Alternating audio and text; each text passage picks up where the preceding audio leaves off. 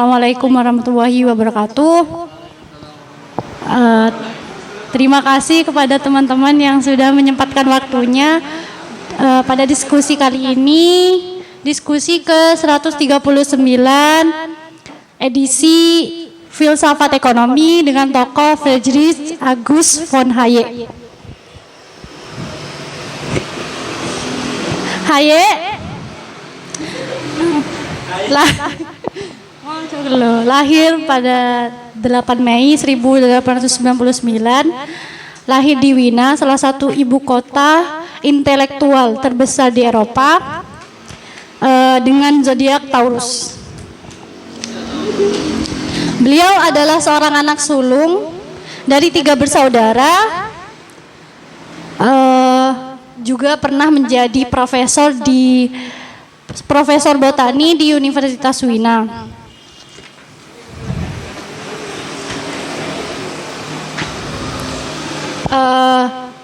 Hayek setelah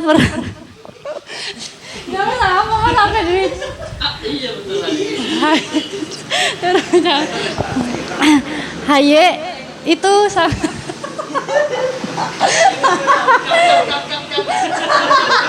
Hayek pernah pada saat Perang Dunia Pertama, Hayek pernah ikut menjadi salah satu tentara di Austria kala itu, dan sangat jatuh cinta dan mempelajari tentang prinsip-prinsip ilmu ekonomi. Judul bukunya itu bahasa Jerman. Mau disebutin? Grundsätze der tahu saya mas melarat. Setelah Perang Dunia pada tahun 1981, dia itu mengambil gelar hukum dan ilmu politik di Universitas Wina. Lalu dia bekerja pada Ludwig von Mises, ekonom yang dihormati karena bukunya The Theory of Money and Credit pada tahun 1921 dan Sosialisme pada tahun 1912. Dengan gaji 5.000 kronen lama per bulan. Mises ini orang yang sangat berpengaruh dalam kehidupan Hayek karena Mises, berkat Mises, Hayek mendapatkan beasiswa dari Yayasan Rockefeller, salah satu yayasan yang memfasilitasi para intelektual Eropa untuk ke Amerika Serikat, untuk belajar ke Amerika Serikat. Pada bulan Maret 1923 sampai bulan Juni 1924, jadi 1 tahun lamanya, Hayek itu belajar di 4 universitas. Yang pertama Universitas New York, Universitas Columbia, Universitas Chicago, dan Low's New School. Dan di situ pula Hayek berhasil mempelajari bahasa Inggris. Karena kan Hayek dia menggunakan bahasa Jerman. Nah, ketika dia mempelajari bahasa Inggris, dia menghabiskan banyak waktunya di salah satu universitas di New York. Dia belajar tentang inflasi di perpustakaan New York yang dipublik pada Perang Dunia Pertama, Nah, saat itu ketika dia belajar tentang inflasi tersebut, itu data-datanya sangat berbeda dengan apa yang dia dapat di data-data yang di negaranya, di Austria itu sendiri. Nah, di sana salah satu faktor yang membuat Hayek itu skeptis luar biasa terhadap negaranya. Hayek sendiri memang sangat salah satu kontribusinya itu adalah membuat tiga buah perpustakaan, dan juga beliau sangat keranjingan membaca karena selama musim panas dia menghabiskan waktunya hanya untuk membaca tentang prinsip-prinsip ekonomi dan sosialisme karena dia seorang kapitalisme.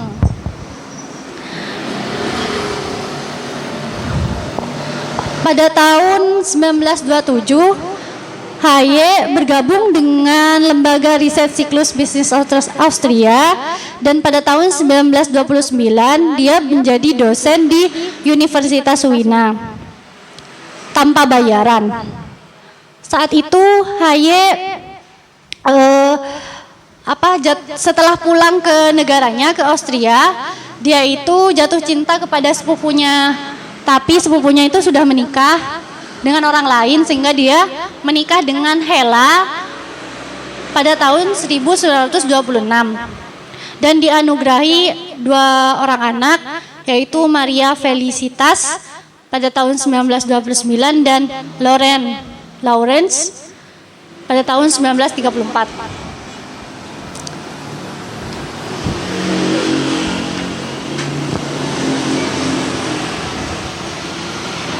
Salah satu pemikiran Haye yang terkenal itu adalah ekonomi pasar bebasnya.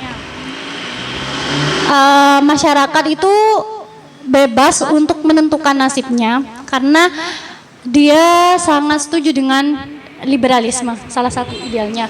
Karena menurut dia pemikiran sosialisme itu adalah sebuah bandit atau tirani yang mengerikan dan menyepelekan kebebasan manusia, dan di situ awal dari sebuah tiran sehingga terjadinya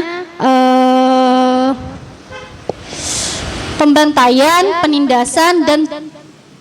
penindasan, perbudakan dan pembunuhan secara massal, sehingga negara itu menentukan mana yang boleh mendapatkan ini dan tidak. Jadi ditentukan dari barang terkecilnya, seperti kita harus memproduksi bolpen ini. Kalau negara tidak mengizinkan, maka produksi itu bisa dihentikan. Dan di sini sendiri dia itu sangat crash gitu pemikiran. Berbanding terbalik pemikirannya dengan Keynes. Keynes ini adalah seorang ekonom juga yang sangat mendukung atau memberikan pertimbangan kepada pemerintah untuk peran pemerintah untuk melakukan pertumbuhan ekonomi. Jadi, tapi di sini Haye berpikir bahwasanya ketika pemerintah ikut serta dalam pembangunan dan pertumbuhan ekonomi, maka yang terjadi adalah kegagalan pasar itu sendiri dan mengakibatkan kerugian. Banyak sekali pemikiran Haye ini diadopsi oleh lembaga-lembaga keuangan internasional. Salah satunya adalah World Bank. Nah, World Bank itu sendiri mengambil pemikiran Haye dalam bukunya The Road of Serfdom. Benar ya? The Road of Serfdom. Pada tahun 1940. Bukunya yang pada tahun 1944, yaitu adalah yang diberi nama The Rule of Law. The Rule of Law itu ada tiga atribut, yaitu generality atau umum, kesetaraan atau equality, dan kepastian certainly. Dan isi dari The Rule of Law itu ada, pertama, the government itself is bound by the law. Pemerintah itu sendiri mendapat batasan dari hukum. Ya, dari hukum. Every person in society is treated equality under the law. Setiap orang di masyarakat mendapatkan kesetaraan di bawah hukum. Yang ketiga, the human dignity of each individual is recognized and protected by law. Martabat manusia sebagai individu dikenali dan dilindungi oleh hukum. Dan yang keempat, justice is accessible to all. Hukum bisa diakses oleh semua. Mungkin ada yang mau ditambahkan teman-teman? Kan saya cuma pemantik. Enggak menemukan maksud ekonomi liberal. Ya itu ekonomi liberal itu sendiri memberikan kebebasan sebanyak-banyaknya kepada individu. Dan di sini hukum itu sendiri ada bukan untuk membatasi manusia, tapi untuk mengatur. Dan salah satu pemikiran Keynes yang ditentang itu adalah pemerintah mempunyai tugas untuk mengontrol seluruh. Keynes mengatakan pemerintah mempunyai tugas untuk mengontrol seluruh aktivitas ekonomi. Tapi Hayek mengatakan bahwasanya biang keladi dari merosotnya pertumbuhan ekonomi, inflasi dan defisit anggaran belanja itu karena batasan yang diberikan oleh pemerintah itu sendiri. Gitu. Tapi sedangkan Hayek mengatakan bahwasanya kita itu bisa diawasi oleh para inflasi, defisit dan lain sebagainya. Permasalahan pertumbuhan ekonomi di sebuah negara itu bisa diselesaikan oleh privat atau kalau di swasta gitu kan. Karena diawasi oleh persaingan yang ketat, terus pertukaran mata uang dan persaingan keuangan. Nah, yang kita lihat itu kan, dan Hayek ini cukup berumur panjang gitu kan. Dia bisa melihat saat itu Perang Dunia Pertama itu kan ada ini kan dua buah ideologi, yaitu komunisme dengan kapitalisme, yaitu Rusia sama Amerika kan, salah satu negara superpower yang mereka itu saling bersaing lah untuk menjadi negara yang terbaik dan membuktikan bahwasanya ideologi mereka yang baik atau yang terbaik gitu. Tapi Hayek bisa menyaksikan keruntuhan negara sosialisme, yaitu Rusia itu sendiri, keruntuhan ideologi besar itulah salah satunya. Dan juga Hayek itu sangat dipuja-puji oleh orang-orang yang di bawah tekanan sosialisme, yaitu negara-negara Rusia dan juga Cina. Kalau kita bisa bandingkan dengan negara modern saat ini, saya juga bingung ya. Karena ada dua negara, yaitu Korea Selatan sama Korea Utara. Korea Utara kan masih menganut komunisme, dan di sana itu sendiri memang benar yang dikatakan Hayek bahwasanya di sana tuh banyak kemiskinan, penindasan, terus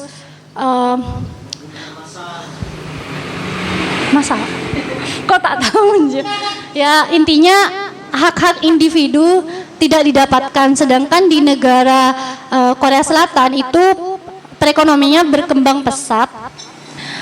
Salah satu negara yang ekonominya pertumbuhannya sangat pesat, dan juga salah satu perusahaan yang terkenal bahkan di negara kita itu adalah Samsung ya.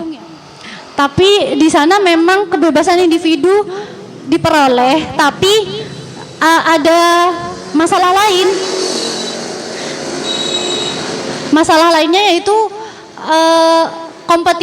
kompetisi yang terlalu ketat, sehingga banyak orang-orang yang stres, terus bunuh diri, terus ketimpangan yang terlalu tinggi antara yang kaya dan miskin ya. Jadi saya merasa kapitalisme itu juga bukan jawaban untuk sebuah negara.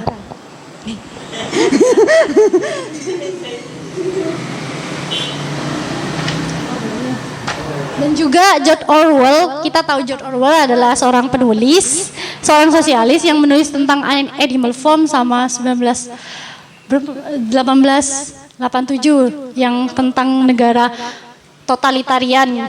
Itu dia membenarkan semua perkataan Hayek, itu benar terjadi gitu. Dan kita tahu bahwasanya bekas penguasa di Rusia itu adalah seorang sosialis, bekas sosialis gitu, yang menguasai uang-uang di Rusia, perputaran ekonomi, terus tanah, tuan tanah, dan juga pusat-pusat pemerintahan itu adalah seorang sosialis saat ini. Jadi benar dikatakan Haye bahwasanya sosialisme itu adalah biang dari bandit itu sendiri. Ya mungkin teman-teman mau menambahkan. Oh ya ini Mas, di sini ada istilah-istilah hukum Mas. Kayak yudikatif, legislatif. Iya Mas. Di sini kan generality ya, ada istilah generality di mana hukum itu harus mengikat semua orang secara abstrak dan itu harus, nggak tahu saya nyatetnya yudikatif atau legislatif gitu ya. Di sini kan ekonomi dan juga hukum harus bekerja sama gitu katanya Hayek. Soalnya dia kan seorang kapitalis dan liberalisme di mana hukum digunakan untuk salah satunya itu kan digunakan untuk bukan mengatur manusia, bukan terbatas dia. Jadi hak manusia terbatas tapi malah mengatur gitu. Itu gimana Mas? Secara yudikatif dan legislatif. Bismillahirrahmanirrahim. Oke, tentang Hayek, Friedrich von Hayek, filsafat ekonomi. Oke. Hayek itu saya baca dari beberapa literatur, aslinya satu literatur itu. The Introduction of Friedrich Hayek. Hayek itu mengambil salah satu pendapat dari Kant bahwasanya apa istilahnya, individu itu mempunyai kebenaran untuk kebebasan. Nah, satu sisi keinginan dari Hayek ketika mengacu terhadap harapan dari ekonomi liberal itu kan peace, kebaikan ya kan. Iya, seolah-olah ini berbanding terbalik. Artinya ketika manusia itu sudah maunya freedom, maka di situ besar kemungkinan hak-hak untuk otoriter, egoisme dan sebagainya itu akan lahir di sana. Ketika manusia sudah mengacu terhadap freedom, dan ujung-ujungnya kebaikan itu akan bertolak belakang, nihilisme akhirnya kan seperti itu. Ketika sudah ada rasa otoriter dan juga egoisme dan sebagainya. Maksud dari ekonomi liberal aslinya sih saya tanya itu. Karena tadi saya baca itu Hayek mengambil pendapat dari salah satu itu, dari Immanuel Kant kalau nggak salah. Mungkin hanya itu. Mungkin dari hukum. Dan juga aslinya Hayek ini ngambil dari Mas. Psychology of man. Psikologi manusia. Kurang tahu maksudnya apa gitu. Kok pas timbul yang namanya ekonomi liberal? Seperti itu. Salah satu tokoh yang mempengaruhi Hayek itu kan Adam Smith, ekonomi kapitalisme. Dia ekonomi kapitalisme itu benar bahwasanya sifat dasar manusia itu kan bebas, cenderung bebas, ingin menguasai dan lain sebagainya. Tadi kan salah satu tokoh yang mempengaruhi pemikiran Hayek itu kan Adam Smith. Nah, tapi di Adam Smith sendiri itu adalah untuk sosial kemasyarakatannya, perekonomiannya. Misal, jika kamu adalah tuan tanah, kamu pemilik modal, seharusnya kamu itu menggunakan uang kamu untuk membuka sebuah usaha sehingga bisa menyerap tenaga kerja misalnya. Nah, di situ kan uang itu kan berputar. Jadi di mana orang-orang tersebut yang kemarin nganggur dan tidak mempunyai uang atau jobless gitu kan. Jobless. Nah, nanti itu kan bisa membeli barang-barang di kamu. Nah, membeli barang-barang di kamu otomatis kan kamu berjasa kepada sosial kan, gitu. Secara sosial. Tapi emang pada akhir-akhir ini kapitalisme itu saya sendiri, saya pribadi tuh saya merasa kapitalisme itu tidak memberikan jawaban juga, Mas. Ya. Enggak maksudnya kan saat ini semuanya itu kan kayak semuanya lah di lembaga-lembaga kenegaraan dan lain sebagainya itu adanya itu.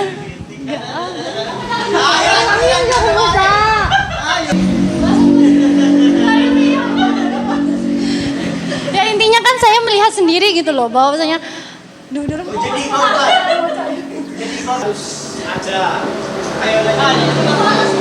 Iya mas. Soalnya kok nggak bes? Iya kok. Soalnya kok pernah membawa materi ilmuwan. Mungkin gini saja ya Pak, biar lebih mudah. Saya kan kurang tahu terhadap konsep yang dibawakan oleh Haye ini. Mungkin dari pemateri itu bisa dipaparkan bagaimana latar belakang dari konsepsi ekonomi liberal yang dibawa oleh Haye ini. Lebih kepada teknisnya sih. Teknis kenapa dia mengangkat ekonomi liberal, bagaimana, apakah yang maksud liberal atau bebas, makna bebas itu diperuntukkan bagaimana, sistemnya bagaimana, apakah dari ada kecenderungan dari individunya ataupun dari pihak bank. Karena saya sedikit baca ya tadi itu lebih ke mengarah modal awal atau kredit bank gitu, ada gitu. Makanya saya tanya karena saya nggak paham, karena konsepnya masih ngambang bagi saya. Sebenarnya pemikiran Haye ini lebih kepada keterlibatan pemerintah. Karena dia mengkritik keterlibatan pemerintah terhadap pertumbuhan ekonomi. Karena di sini dia sangat cenderung mendukung kebebasan privat. Salah satunya pemikiran Haye itu kan adalah akibat pemikiran Haye itu kan adalah pasar bebas, perdagangan bebas, dan menghormati kepemilikan pribadi. Jadi individu swasta atau individu itu adalah sesuatu yang sangat penting dan krusial, karena di situ ketika kebebasan individu atau swasta itu dibatasi oleh pemerintah, maka di situ akan muncul kerugian dan kegagalan pasar. Gitu. Berarti bagi Haye semisal sekarang itu kan ada hukum, dia kan pertumbuhan ekonomi ini ada hukumnya gitu. Maksudnya di sini hukum ada bukan untuk membatasi ekonomi, tapi untuk mengatur gitu. Ya. Hukum ini Haye mengatakan mengasumsikan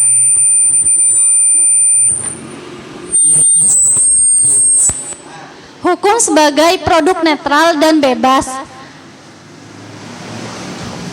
Gimana? Nah ya itu saya sekalian mau tanya, saya sebenarnya kurang paham juga terkait dengan fokus pembahasan yang ini, yang Haye. Barusan juga sempat disinggung juga terkait dengan hukum. Maksudnya dalam kondisi apa? Dalam kondisi apa di mana pemerintah itu menghambat pertumbuhan ekonomi dalam sektor swasta atau pribadi, sehingga pada akhirnya nanti sebenarnya yang paling ideal menurut Haye itu seperti apa gitu maksudnya. Nah itu biar secara praktisnya gitu maksudnya. Jadi maksudnya kan nanti jawabannya pasti mengarah kepada bahwasanya hukum itu dibentuk untuk mengatur, bukan untuk menindas kan gitu bahasanya. Ya itu jawabannya nanti kalau bisa jawab yang awal. Kalau dalam pemikiran Keynes, salah satu tokoh yang pemikirannya itu cenderung berbeda dengan Haye, sangat berbeda gitu loh. Dia itu kan menempatkan bahwasanya pendapatan itu salah satunya adalah government. Tapi di sini Haye kan menentang adanya intervensi dari pemerintah. Tadi kan pertanyaannya kondisi apa? Pada kondisi di mana salah satunya negara menjamin kebebasan individu, tidak ada intervensi, dan memberikan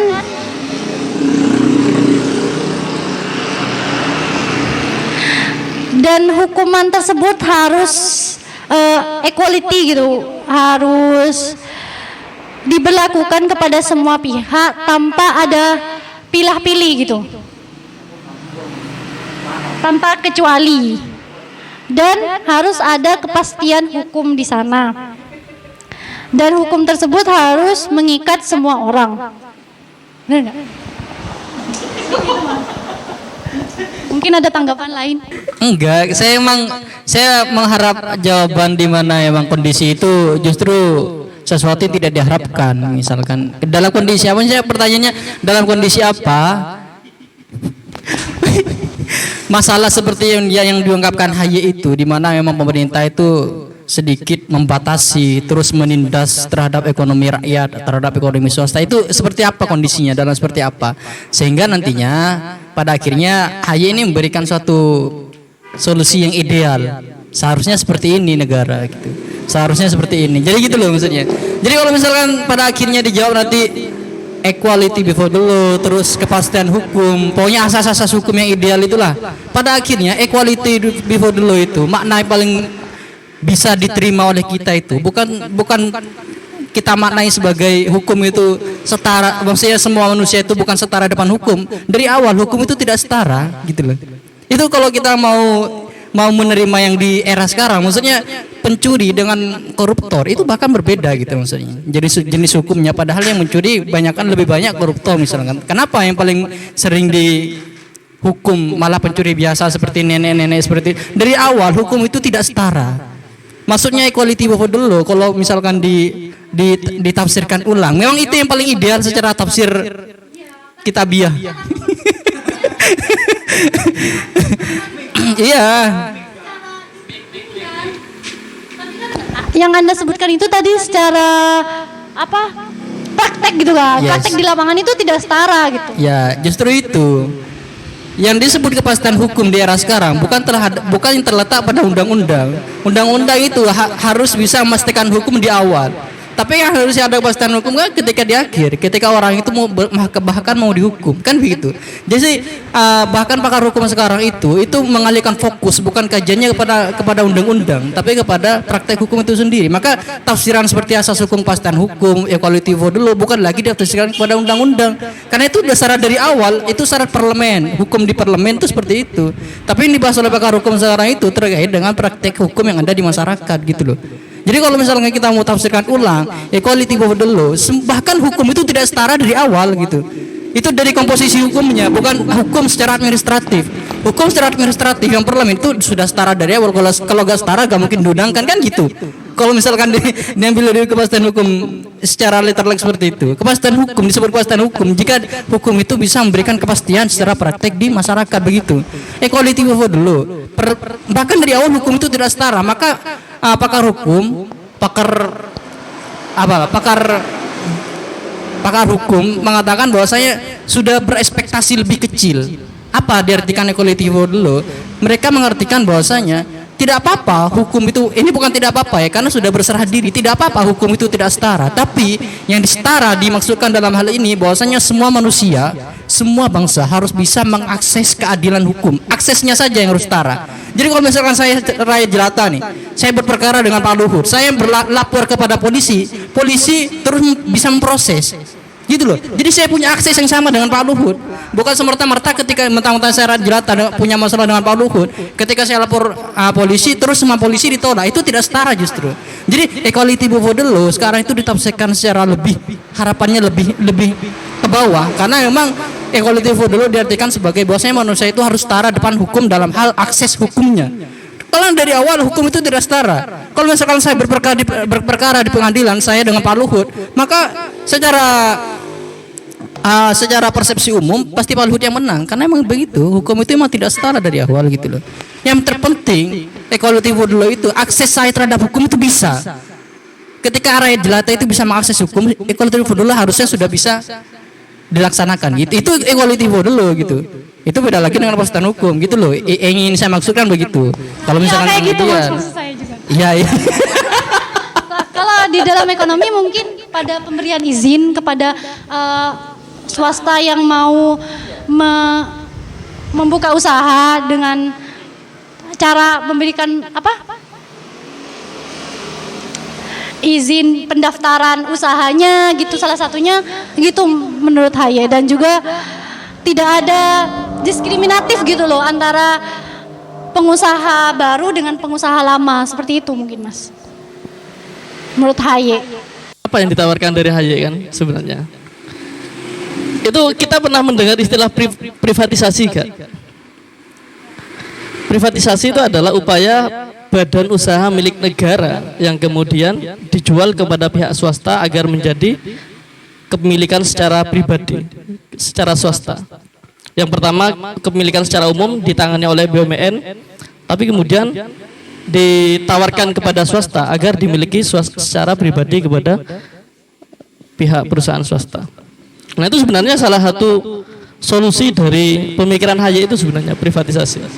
Nah kayak sekarang kita langsung studi kasus saja ya. Pengadaan mobil listrik di Indonesia. Itu kan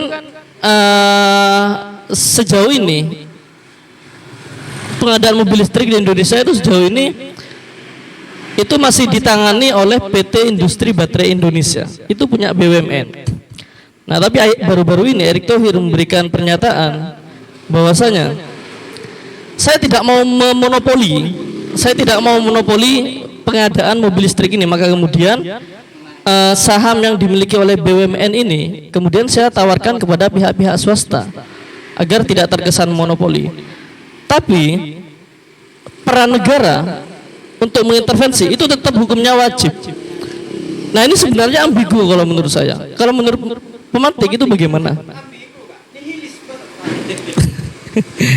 Itu bagaimana itu? Di sisi lain Erick Thohir ingin memberikan privatisasi dari PT Industri Baterai Indonesia kepada pihak swasta, tapi di sisi lain negara tetap harus melakukan regulasi-regulasi, intervensi. Sehingga harapan-harapan untuk deregulasi yang diharapkan oleh Haye ini belum dijelaskan secara cermat, tapi intinya harus ada intervensi dari negara.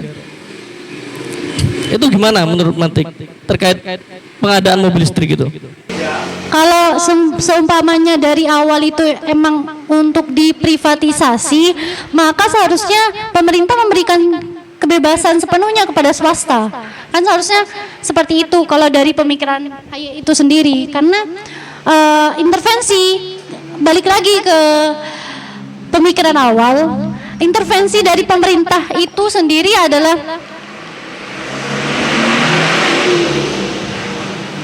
yang mengarah kepada kehancuran dan kerugian pasar itu sendiri. Karena jika masih diatur oleh pemerintah, itu namanya ide dan lain sebagainya, itu kan harus ada laporan secara administratif dan lain sebagainya. Itu kan mengakibatkan kerjanya menjadi sangat lamban, salah satunya lamban dan tidak segera cepat dilakukan gitu loh. Nah, salah satunya itu menurut saya. Iya, kebebasan. Harusnya kalau dari Haye itu kebebasan individu dan swasta itu kan sangat dijunjung tinggi gitu loh Mas. Jadi tidak ada peran pemerintah sama sekali. Kok saya membaca beda ya? Yang saya temukan itu sebenarnya negara itu bukan berarti tidak perlu melakukan regulasi sama sekali, bukan seperti itu yang saya baca. Maksudnya negara itu berperan tapi minim.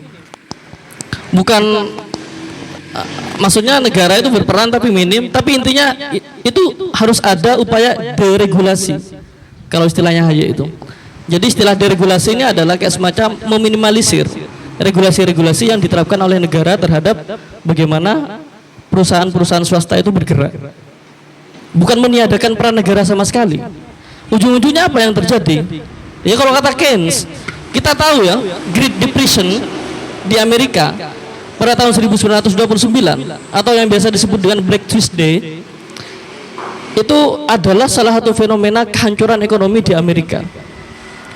Itu ditandai dengan anjloknya harga-harga di pasar saham. Terus juga kolapsnya bank-bank dunia. Gara-gara apa?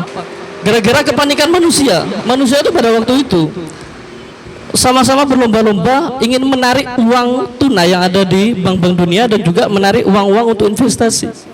Nah, ini adalah salah satu fenomena Black Tuesday atau Great Depression, anjloknya ekonomi dunia terutama di Amerika.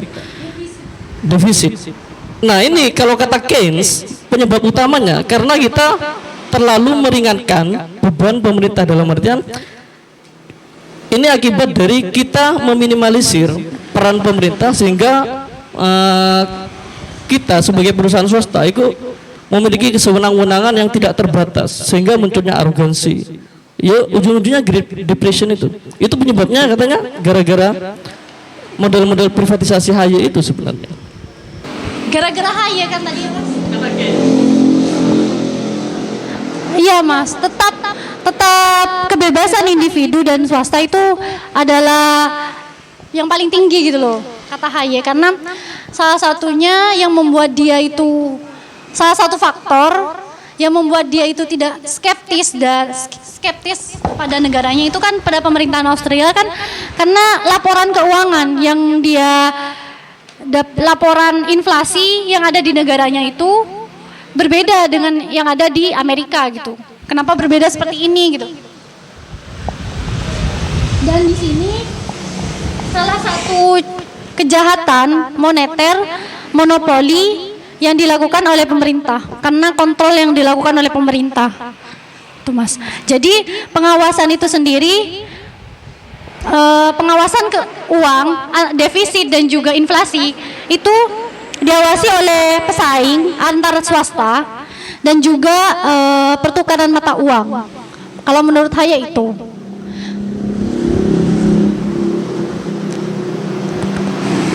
Tapi bukannya monopoli itu berasal dari kapitalisme ya?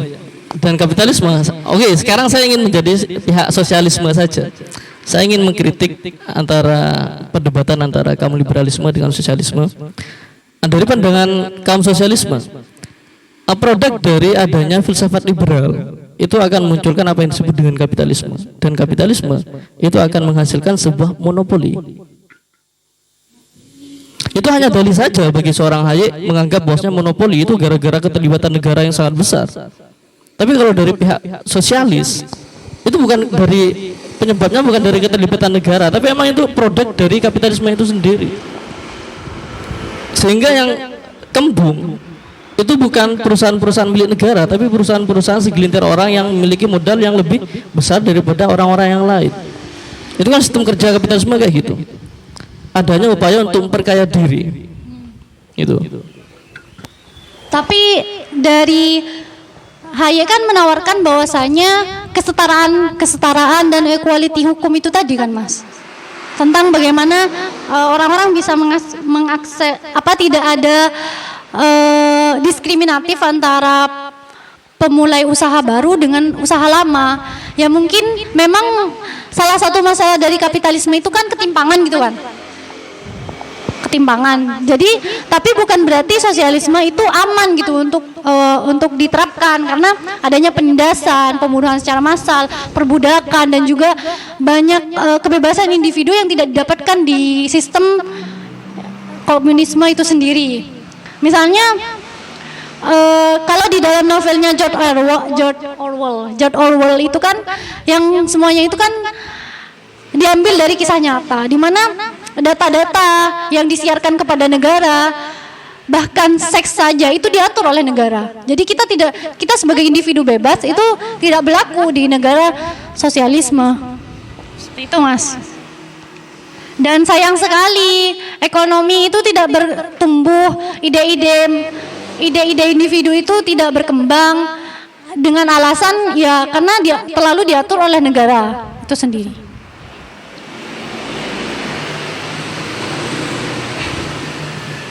Bahkan mungkin kita mendapatkan pendidikan yang tidak pendidikan yang terlalu menekan totalitarianisme dan lain sebagainya gitu. Pemantik tahu nggak pemerintah yang menerapkan pemikiran ekonomi liberalnya HY? Era siapa saja? Gimana, Mas? Tahu nggak pemantik era kepemimpinan siapa yang menerapkan ekonomi liberalnya HY?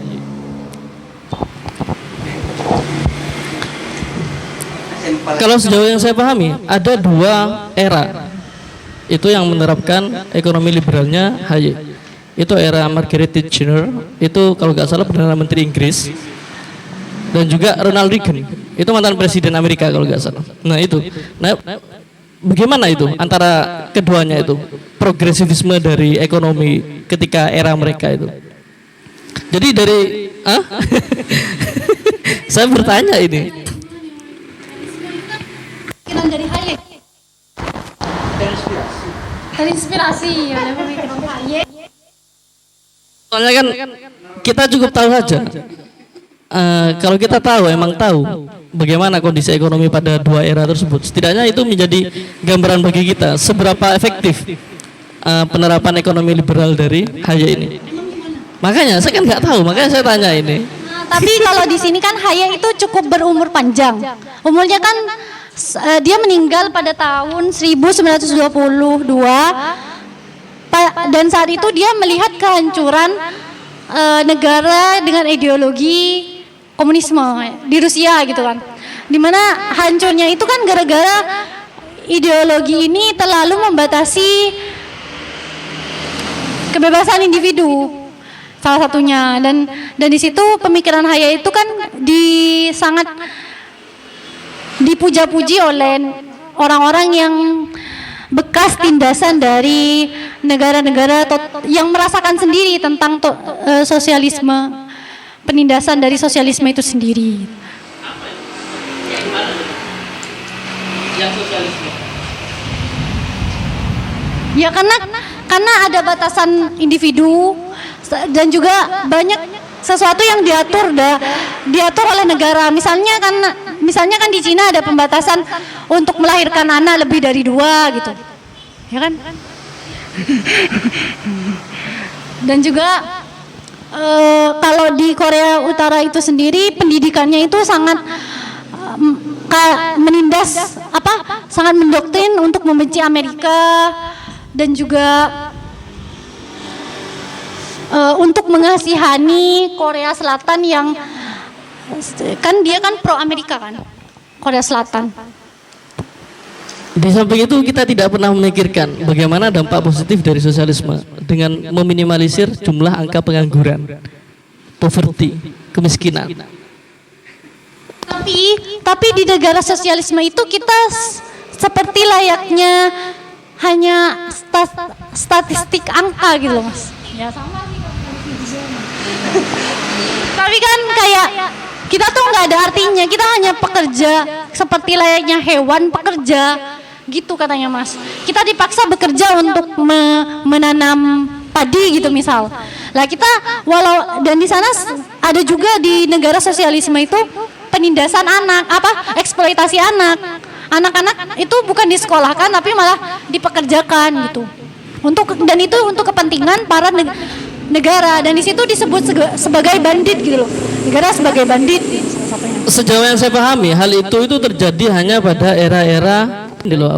era-era Stalin, Lenin, Mao Zedong. Itu sekarang masih ada Mas di Korea Utara. Iya, Korea Utara. Kita jangan lihat Korea Utara, kita lihat Kuba saja. Kalau melihat negara sosialisme komunisme itu kayak gimana. Soalnya emang kalau pada eranya Stalin, Lenin itu emang di sisi lain mereka ingin mengupayakan adanya penyamarataan, tapi di sisi lain mereka juga angka yang menjadi istilahnya itu korban atau yang menjadi tumbal itu ternyata lebih banyak daripada upaya-upaya untuk mensejahterakan itu. Tapi di sisi lain kalau kita ingin melihat bagaimana negara sosialisme komunisme itu bekerja secara rapi dan secara baik, sejauh ini saya masih melihat Kuba sebagai referensi utama.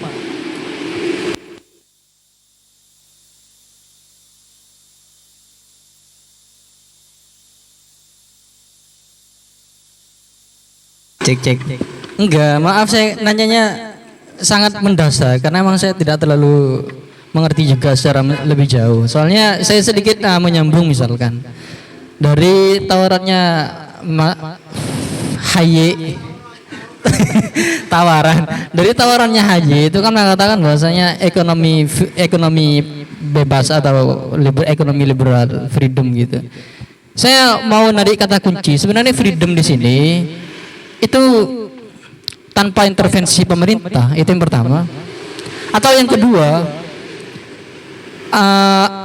dengan adanya aturan pemerintah. Karena tadi pemateri atau pemantik sedikit menyinggung bahwasanya hukum itu harus bersifat mengatur ke bawah, bukan membatasi atau mengintervensi.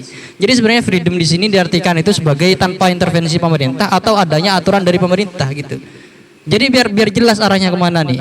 Kalau misalkan toh nanti diartikan sebagai tanpa intervensi pemerintah satupun, maksudnya swasta sudah berkembang aja secara bebas. Nah itu susah juga kita dapatin kalau daerah sekarang. Apalagi dengan era yang absurd seperti ini, kita sudah susah membedakan mana negara yang berpaham komunis, kapitalis, mana yang berpaham sosialis.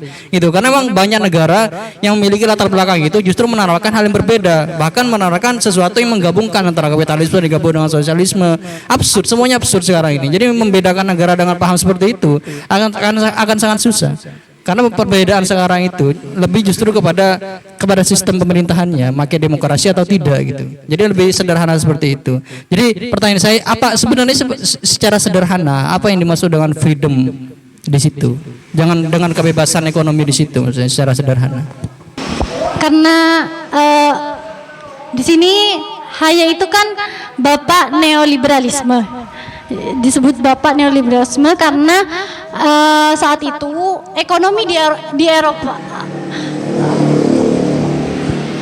pasar bebas di Eropa itu sangat merosot gitu loh.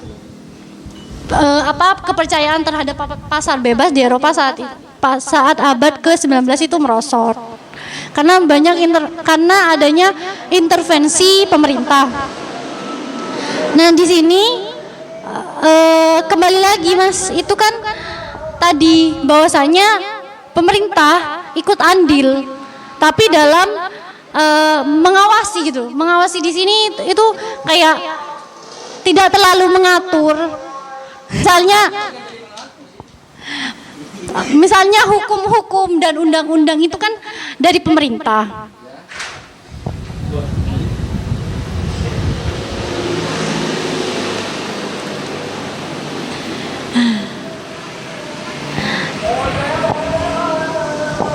Nah, negara harus mengatur dengan hukum, tetapi harus menghindari intervensi terhadap masalah individu dan pasar.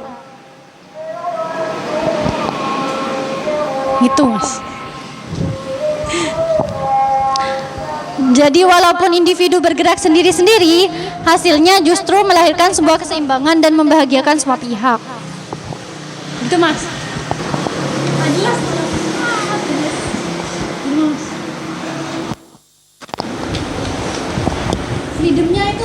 Freedomnya itu intinya kan tetap konsisten Hayek bahwasanya individu dan swasta itu memiliki kebebasan sebesar-besarnya untuk bergerak.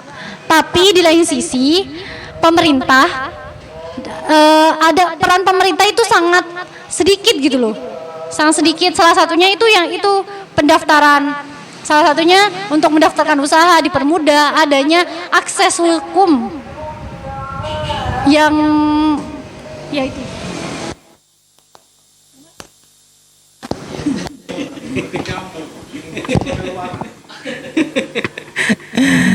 Enggak, kalau misalkan kita ambil dari salah satu aspek misalkan investasi lah Indonesia misalkan. Karena emang cara termudah mengukur ini secara global ya, cara mengukur sejauh mana suatu negara itu pro terhadap demokrasi, pro terhadap pasar bebas. Itu salah satunya dengan melihat perkembangan investasi luar negerinya. Misalkan Korea Utara itu bukan hanya menolak, tapi yang di luar negeri itu juga tidak mau berinvest kepada Korea Utara karena dengan berbagai problemnya. Maka disebut Korea Utara sebagai negara yang tidak demokratis. Salah satu poinnya itu kenapa disebut dengan negara tidak demokratis, karena tidak menerima investasi dari luar negeri dan juga menolak hubungan dengan luar negeri. Itu salah satunya karena memang otoriter ya. Dan Indonesia ini kan negara demokratis. Salah satunya misalkan jika dilihat dari investasi, Yang kemarin kan Pak Jokowi itu sedikit memberikan revisi terhadap izin investasi Indonesia, sedikit memberikan ruang akses yang lebih mudah terhadap investasi luar negeri. Makanya kan disebut bahwasanya undang-undang yang terbaru itu memberikan akses yang lebih cepat, lebih sederhana dan lebih mudah yang diberikan kepada pihak luar untuk berinvestasi kepada Indonesia, untuk memberikan pertumbuhan ekonomi yang positif gitu. Jadi apakah maksudnya usaha yang dilakukan oleh presiden dan juga parlemen itu sebagai bentuk nyata dari apa yang ditawarkan oleh Hayek gitu maksudnya? Itu maksud saya, Mas. Jadi negara kayak sebagai fasilitator gitu loh. Misal kalau dalam investasi itu kan lembaga keuangan itu yang resmi itu kan wajib harus diawasi oleh otoritas jasa keuangan, misal kayak gitu. Dan kalau investasi seperti itu biasanya harus terdaftar di bursa efek misalnya, dan harus mengikuti regulasi pemerintah lah secara administratif. Sehingga tapi individu seperti kita, misalnya kemarin kan saya sedikit mengikuti isunya saham BBCA. Jadi satu lot saham BBCA itu harganya itu 3 jutaan. Nah, untuk mengambil mengambil kayak kita gitu loh, Mas, apa namanya, Mas? Apa namanya? Kayak kita itu apa namanya? Pasarnya kayak kita itu, jadi harga satu lot itu jadi 700.000 untuk mengambil perhatian para milenial atau investor muda gitu. Salah satu caranya itu seperti itu. Jadi semua orang bisa mengakses seperti itu. Seperti yang dikatakan Mas Faidol itu tadi kan. Berarti tugasnya negara hanya memfasilitasi. Secara hukum. Secara hukum kan? Iya, secara hukum. Legalitasnya, secara administratif, mungkin seperti itu. Penindasan itu. Lah, karena kalau semuanya negara tidak memfasilitasi seperti itu, maka akan banyak seperti saham-saham bodong. Terus saham-saham bodong, sesuatu yang ilegal dan sesuatu yang tidak teratur gitu loh. Karena adanya pemerintahan itu untuk mengatur. Lah, di sini Hayek mengatakan bahwasanya peran hukum dalam perekonomian itu bukan untuk membatasi pergerakan individu dan swasta dalam perekonomian, tapi mengatur gitu loh, Mas.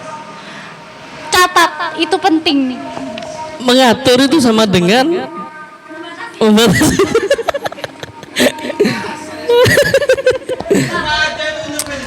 Yang saya baca itu peran negara perannya ada dua. Yang pertama sebagai necessary, yang kedua sebagai evil. Peran negara yang pertama itu sebagai necessary, yang kedua sebagai evil.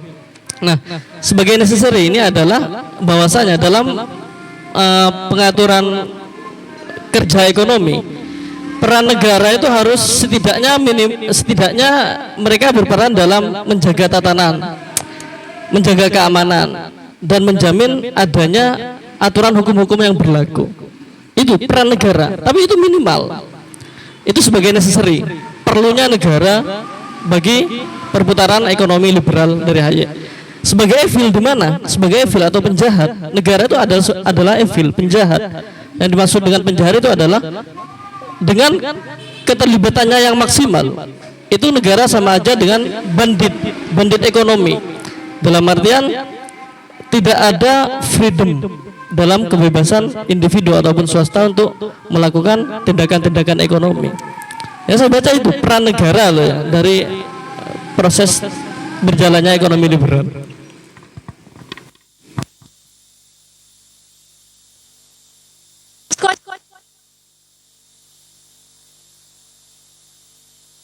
Ya, mungkin yang Hayek tekankan itu adalah yang evil, Mas. Yang kedua, evil kan ya?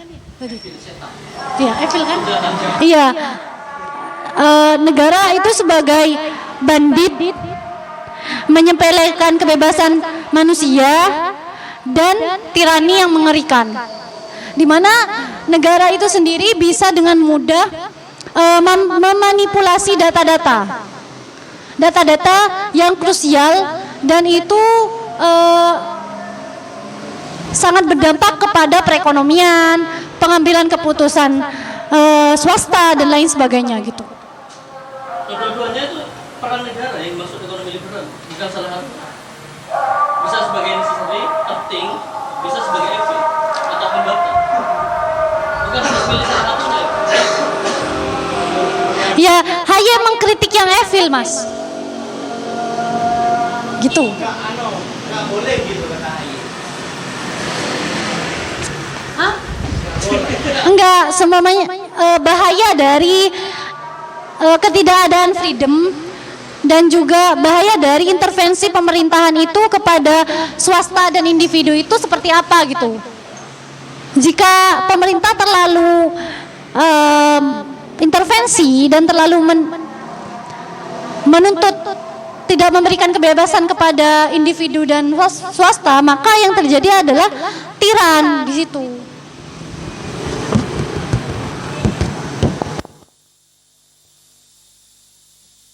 Ketika mengacu terhadap ekonomi liberty ya, ada bahasa liberty is a freedom gitu. Kemerdekaan itu adalah kebebasan. Saya melihat ketika ada intervensi dari pemerintah itu seakan-akan ya tidak membuat suatu program ekonomi yang liberal.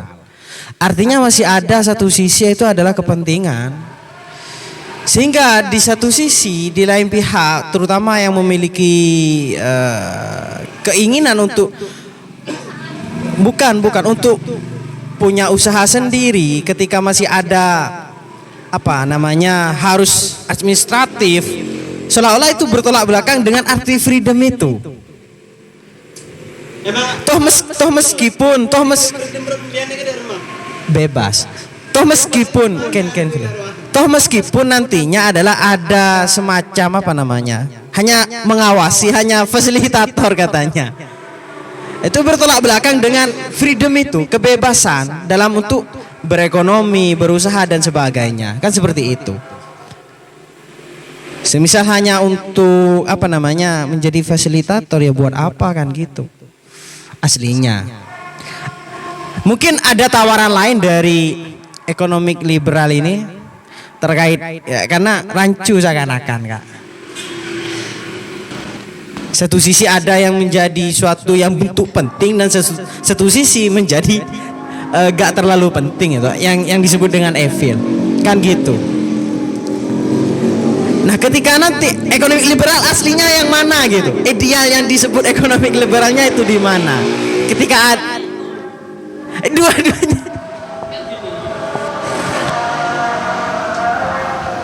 Dua itu peran negara sebagai necessary ataupun sebagai evil. Itu bukan berarti ekonomi liberal harus milih salah satunya. Tapi ekonomi liberal itu memandang negara itu dari memiliki dua wajah itu. Yang pertama, intinya kalau kita berangkat dari tradisi pemikiran ekonomi liberalnya Haye, itu beranggapan bahwasanya kita harus memberikan kebebasan sepenuh-penuhnya pada pelaku ekonomi, terutama individu atau swasta. Dan kita juga memiliki anggapan bahwasanya keterlibatan negara secara maksimal itu berpotensi akan merusak tatanan perekonomian. Itu jika kita berangkat dari tradisi pemikiran dasar dari ekonomi liberal. Makanya tugas dalam tradisi ekonomi liberal, mereka itu membatasi atau memagari peran negara. Jadi pagar itu berfungsi sebagai agar negara tidak terlalu ikut campur terlalu berlebih-lebihan dari pelaku ekonomi. Karena berangkat dari pemikiran ekonomi liberal lagi, yang lebih tahu terkait kebutuhan bisnis itu adalah pelaku ekonomi, bukan negara. Itu adalah pemahaman dasar bagaimana kita memahami ekonomi liberal. Jadi kita bukan berarti ekonomi liberal ini adalah salah satu paham ataupun mazhab yang anti terhadap negara, bukan. Tapi juga membutuhkan sebuah negara, tapi itu minimal sebagai tadi untuk menjaga keamanan terutama. Di situ. Ya mungkin bagi kita beda ya dengan pemikiran liberalismenya Adam Smith.